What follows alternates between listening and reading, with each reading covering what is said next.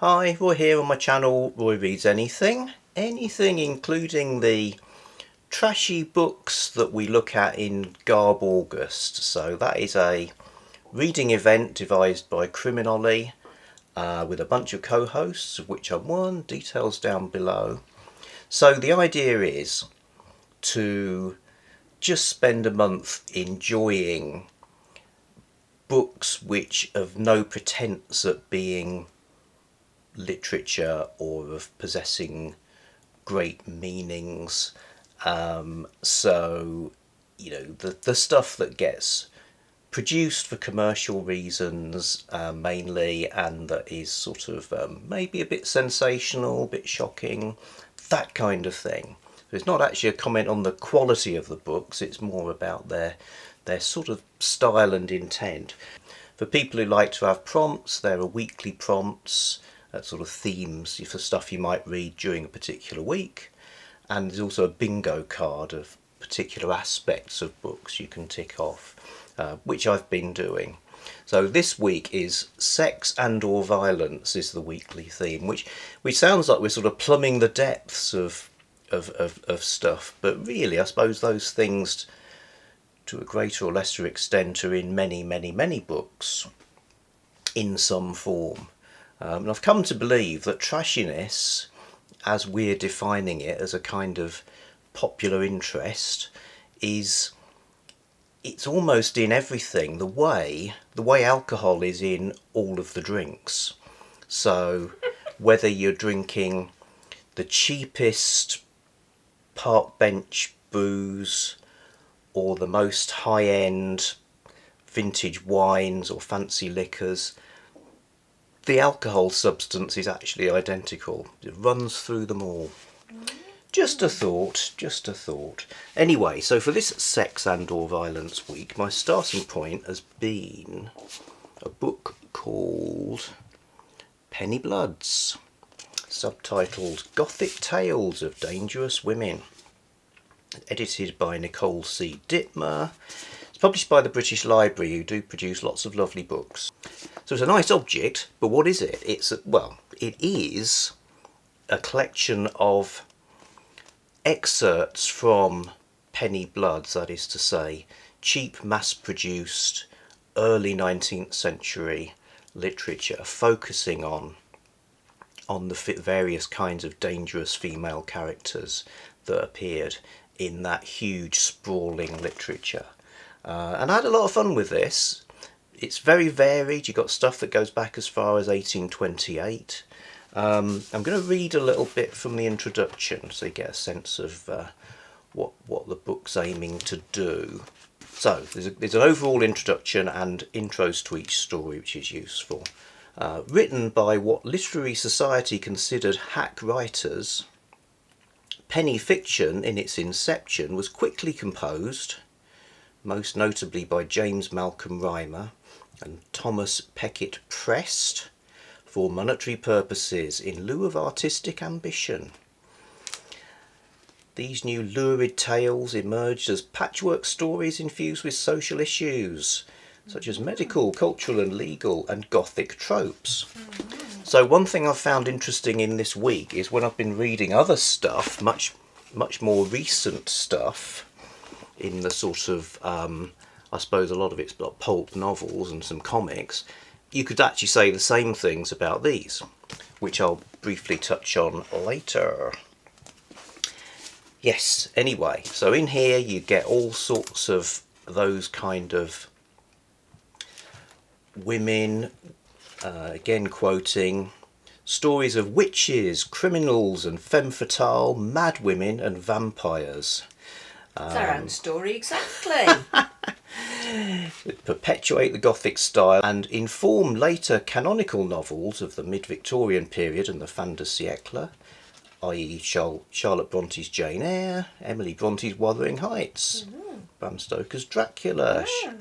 So the trash layer is like the bed from which the classics grow. That's another thing that happens. Compost. Yeah, Compost your trash wherever you can. Words to live by, friends. Yeah, well, it is. It That's is. the life. That's the life of literature, you know. And I mean, there's been some discussion amongst all these different videos on Garbaugust and parallel stuff that's going on as discussion about books being banned, censored, or sort of dismissed, which always seems to happen. And I did a thing about Victorian trash and another thing about 20th century references to trashy books in the press, and there always seems to be this drive to sort of suppress, dismiss or ridicule stuff that people like to read lots and lots of. And yeah, what's going on there? What's going on? Stop being the gatekeepers. So, whole bunch of stories. The reason they're excerpts is apparently the typical sort of Penny Blood, Penny Dreadful series would go on for ages if it was successful, and be like just disappear if it wasn't successful. So the successful ones went on and on and on with all sorts of branching lines and subplots and new characters coming in, kind of like the Marvel Universe or something like that, you know. I was just going to say like the Marvel Universe. Yeah, so it almost collapses under its own weight and you get lost, and it's hard to pick up. I think if you just picked one up, like if you went to a comic store and picked up a random issue of something, it's like in the middle of loads of different stories that are going on, which is interesting. So the editorial job of giving us some sort of sections that contain some particularly interesting stuff is good. Starting with The Skeleton Count or The Vampire Mistress, probably by Elizabeth Caroline Gray. You're just getting everything in here. You got a count who's made a pact with the devil, which means he transforms into a skeleton every night. And well, that's the price of his. Sorry, yeah, I'll get it. And he's turned a peasant girl into a ever-living companion for himself. But the catch there is she's a vampire. So you know what isn't in that story? It's fantastic. I mean, basically these tales, they're populated with strange happenings. Things happening out in wild moors or in the sort of labyrinths of castles. You got your sort of I get the impression that people are often enveloped in blue flames if something magic is going on, which is good. Not to mention your fireballs, that kind of thing. So you know, it's melodrama in the truest sense. And you except it's got no songs in it. Yes. So it's nothing like melodrama. Not literally melodrama at all. Melodrama in the... Figuratively. Figuratively is the word you grow. You could say it's melodramatic. Yes. Unless you sing along with it. I mean, I'd have to say the type of storytelling, much as I love the imagery and stuff, it wasn't until I got as far as... Mrs. Lovett in her pie shop in the Sweeney Todd story that I began to feel a bit more, it's a bit more of a modern way of telling a story, I suppose. It seems to me that there's a lot of telling rather than showing in the earlier stories, whereas with the Sweeney Todd tale, with no spoilers, I expect people probably know this, but it does a really good job of keeping you on the hook of not revealing quite what's going on, even though you probably sort of know. So I actually found that a real page turner. And also then other stuff that was happening later on in stories, like it's a story about the Prince Regent. I feel slightly invested in the Prince Regent because he built a palace in my hometown of Brighton. So to have a story called The Dark Woman or Days of the Prince Regent, where the Prince Regent is basically the villain, it's fantastic. So that I really enjoyed. I had a look back in my A.E. Waite's book about Penny Dreadful stuff as well. And he says something quite interesting about the Dark Woman.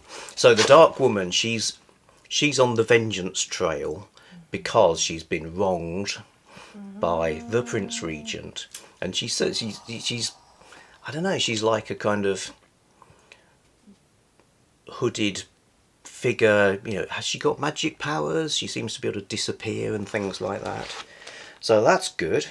And apparently her son gets his own series later. And there's another character who's brought into the Dark Woman series to sort of keep it going, called 16 String Jack. So these also have their own tales, and they show up in other people's tales as well.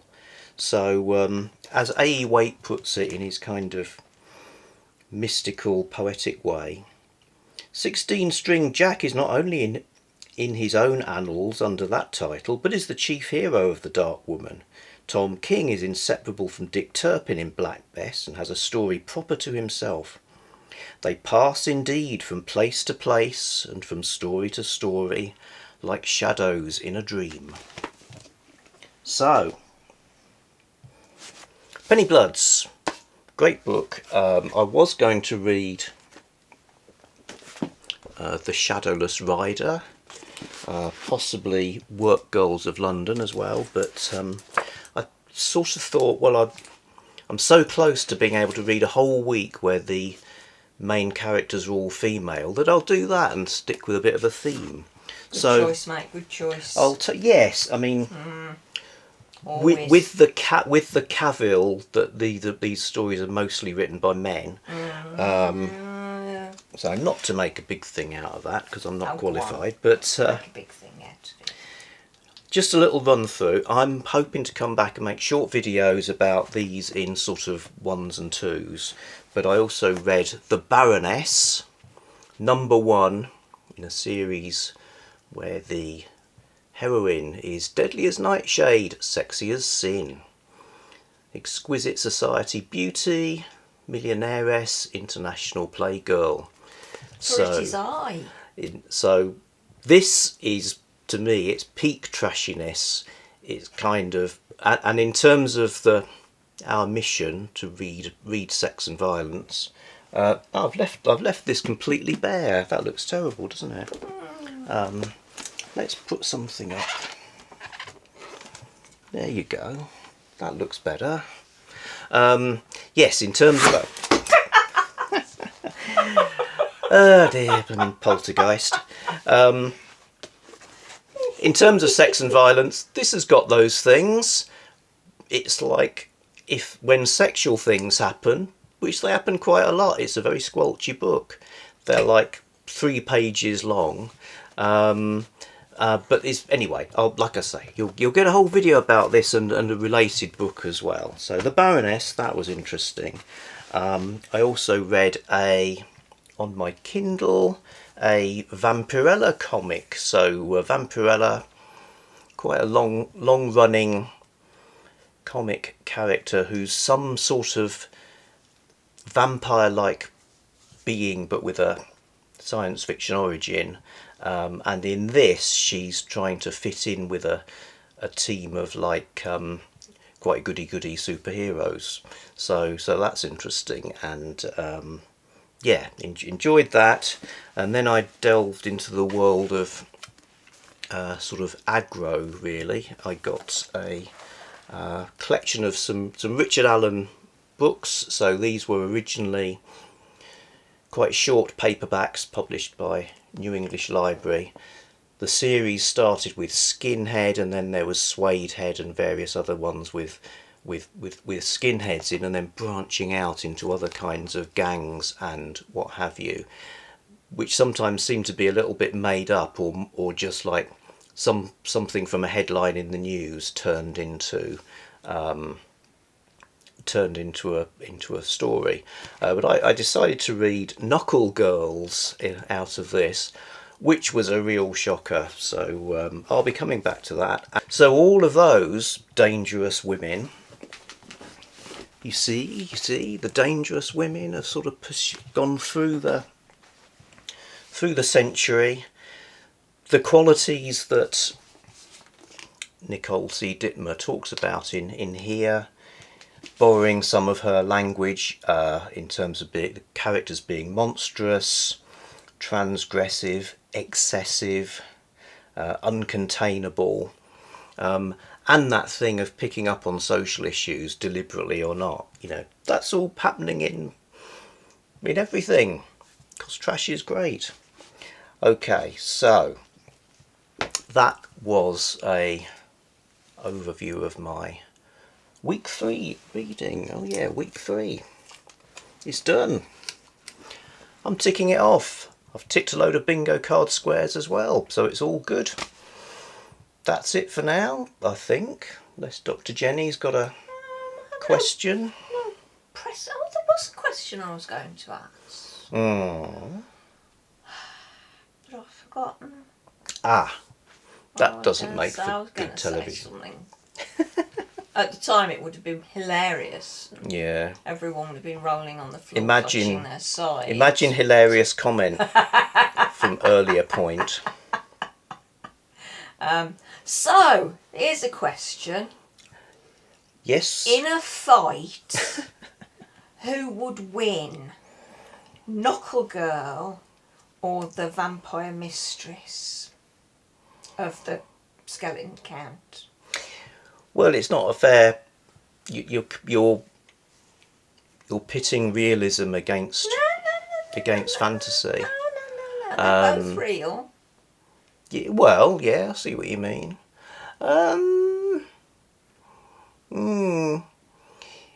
I'd say you would be surprised at the lengths that the character who is...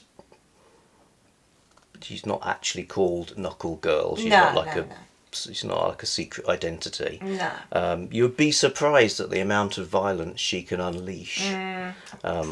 But against a creature of the night, that's going to be tricky. But, so I think it might be a draw. 0-0. Yes, or the vampire count might end up in her gang. Oh, that'd be cool. Yeah, I think so, apart Vampire Knuckle Girl. The public. Yeah, well, the heck with them. Oh dear. Okay, folks, back soon with something else.